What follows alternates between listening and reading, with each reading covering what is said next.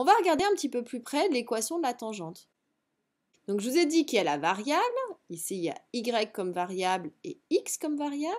Et si c'est une équation de droite, c'est qu'il va y avoir un coefficient directeur.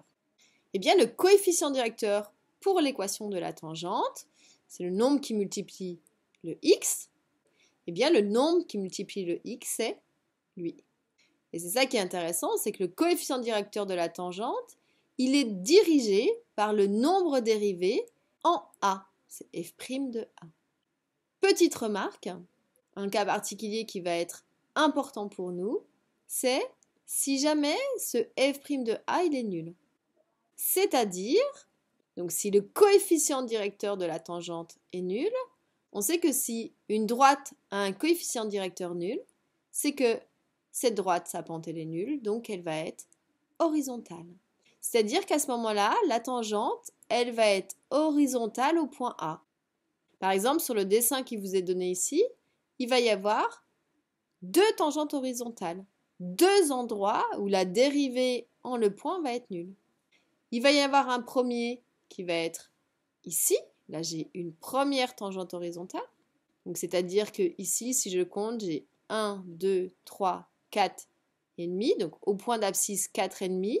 En fait, ici, j'ai f' de 4,5 qui forcément va être égal à 0.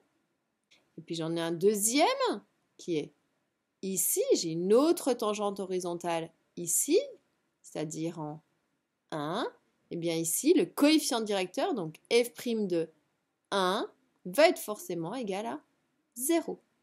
Ailleurs, ici, au point donné, au premier exemple, le coefficient directeur, comme la pente, elle est négative, là, forcément, f' de ce nombre petit a, c'est-à-dire f' de 2, va être négatif, mais je ne sais pas combien il va valoir, il faudra calculer. Et puis, par exemple, ici, en cet autre point, donc à 1, 2, 3, 4, 5, 6, ici je suis en 6, et bien ici, la pente de ma tangente, elle est positive, donc ça veut dire que f' de 6 va être positif. Ici, il faut bien comprendre les interprétations graphiques de la tangente et de cette histoire de coefficient directeur, parce que ça va nous donner des informations intéressantes au moment du tracé.